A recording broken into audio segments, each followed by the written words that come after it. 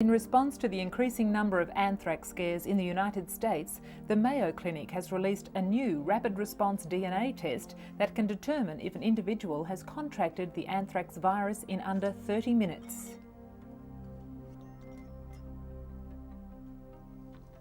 Until now, tests have taken several days to identify the presence of anthrax.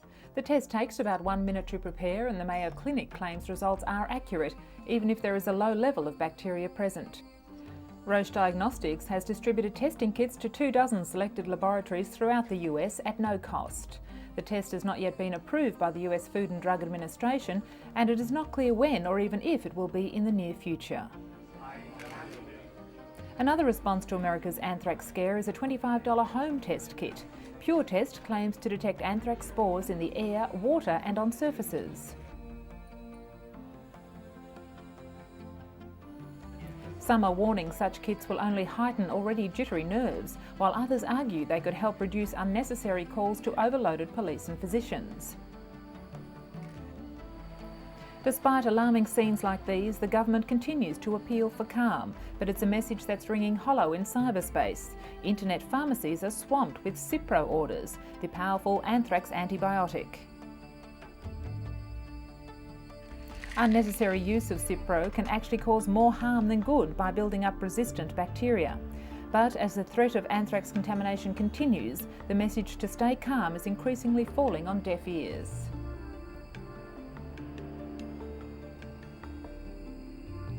As more people are being treated with the now famous antibiotic, stockpiling and misuse of the drug is becoming a major concern. Capitol Hill staff and US postal workers are already treating Cipro like an old friend during difficult times. The wonder drug kills most bacteria, so the body's immune system can fight toxins released into tissue by the anthrax. But doctors warn this drug must be used very carefully. For instance, if a dose is missed, the anthrax multiplies, but this time with a possible resistance to Cipro. All antibiotics have side effects, but Cipro can be particularly strong, and even antacids can make it ineffective. Experts say antibiotic abuse will hurt more people than actual anthrax exposure. The bacteria may develop resistance to Cipro naturally over the course of years, but with widespread abuse it could happen within months. As a result of the recent spate of anthrax attacks in the United States, biologists and other researchers are taking steps to raise security at universities and institutions where hazardous bacteria is stored.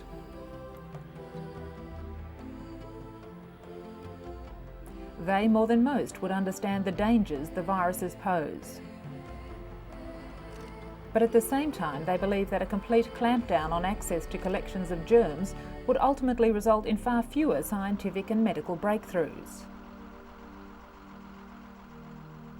Many universities instituted several immediate measures, such as obscuring information on data they possess on dangerous organisms, especially since discovering that the anthrax virus was most likely stolen from a research laboratory or institute.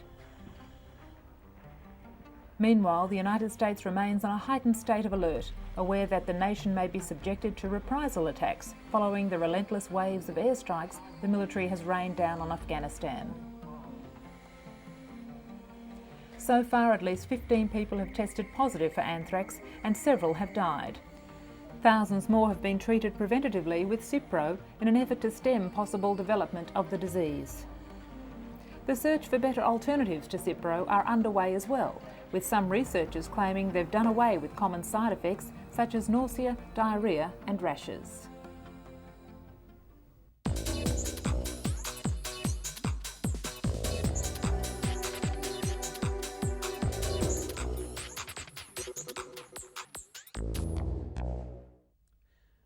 Delia Gamboa suffers from postpartum depression, a crippling condition which affects more than 15% of new mothers. Like many women, she initially refused to be treated, concerned that medication could be passed on to her child through breast milk. It was a decision which proved disabling. But now there's hope for many women like Delia, with new research suggesting mothers can safely take psychiatric medication. Dr. Vivian Burt, director for the Women's Life Center at UCLA, assessed more than 95 studies spanning 5 decades and believes the findings are conclusive. Healthy babies won't suffer adversely to medication via breast milk. In the majority of cases, the benefits of taking antidepressants greatly outweigh the risks. Delia Gamboa is proof of this, now finally able to enjoy a healthy, happy relationship with her 2 sons. Pacifiers have been used by mothers to calm fussy babies for almost 3,000 years. But mums and doctors have become concerned that pacifier use may result in premature weaning of breastfeeding infants. A new study published in the latest issue of the Journal of the American Medical Association shows that babies are no more likely to stop breastfeeding within the first 3 months of life, whether the mother uses a pacifier or not. The problem unfolds when an infant cries and mothers think they don't have enough milk, so they use a pacifier to soothe their crying infant. Instead, doctors suggest breastfeeding more often to increase the milk supply.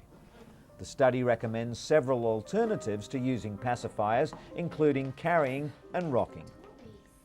Whenever mothers meet, there's always one hot topic of conversation: how their newborns and toddlers are sleeping. Joe and 10-week-old Will and Shana and 11-month-old Perry have an expert listener in Dr. Harriet Hiscock, a paediatrician at the Royal Children's Hospital in Melbourne, Australia. Dr. Hiscock has surveyed 740 new mothers who've had problems with their child's sleep. She advised them when to calm their fussy babies and when to let them cry, which not only ensured better sleep, but helped the mums ward off postnatal depression. The controlled crying approach thus improves the well-being of both child and mother. Sally Bernard takes a break from her hectic schedule to visit with her 13-year-old son Bill. He was diagnosed with autism at age 4, but she says he showed symptoms almost 2 years earlier. Just down the hall at a Cambridge, Massachusetts hotel conference room, Sally takes part in the first public hearing on the risks of mercury used as preservatives in several childhood vaccines. Hundreds of medical experts also attend the gathering before the US Institute of Medicine, including Dr. Jeff Bradstreet, who's studying the mercury levels in about 200 autistic children.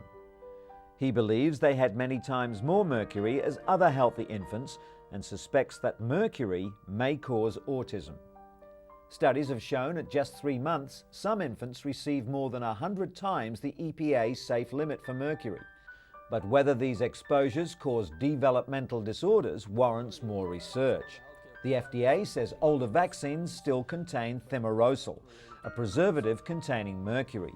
But all childhood vaccines are now available without this preservative.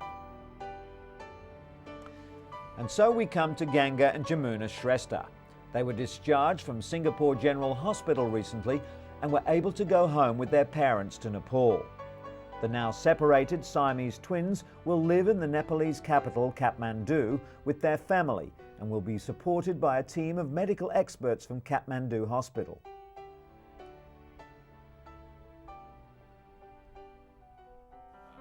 The surgeon who conducted the 100-hour operation to separate the twins told a news conference that the girls were ready to go home to rest, grow and develop. Professor Ho Yun explained that the 18-month-old girls had already been through quite an ordeal, such as major operations every other day for about 3 to 4 months. Naturally, their parents, Father Bushra and Mother Sandhya, were delighted to be going home with the whole family, but they'll return to Singapore next year for skull reconstruction surgery. The babies, who were kept on ventilators in a drug-induced sleep for days after the surgery, have not suffered any major strokes, brain swelling or brain infections. Doctors said Jamuna, the stronger of the two, now tries to roll over and is learning to sit. Though slightly heavier at 8.2 kilograms, Ganga has yet to catch up with her sister's development. The costly operation, which utilised 3D computer imaging of the girls' skulls, was paid for by a pool of public donations that poured in to cover all costs, while doctors offered their services for free.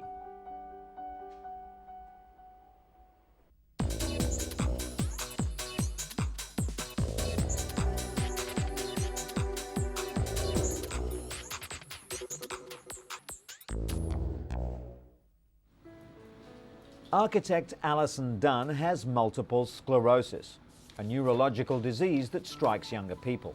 While severe MS symptoms include paralysis, Alison suffers a milder form known as remit and relapse. Under current guidelines, doctors could only diagnose her after the second attack, but now there are new international guidelines being launched to diagnose the illness in far less time. MRI scans will now be done as soon as a person suffers their first attack. The brain images are so advanced that they can quickly expose the MS lesions before nerve damage becomes more pronounced. It's not clear whether earlier detection and drug intervention would have helped Alison, but at the very least, it would have given her peace of mind to know precisely what was wrong.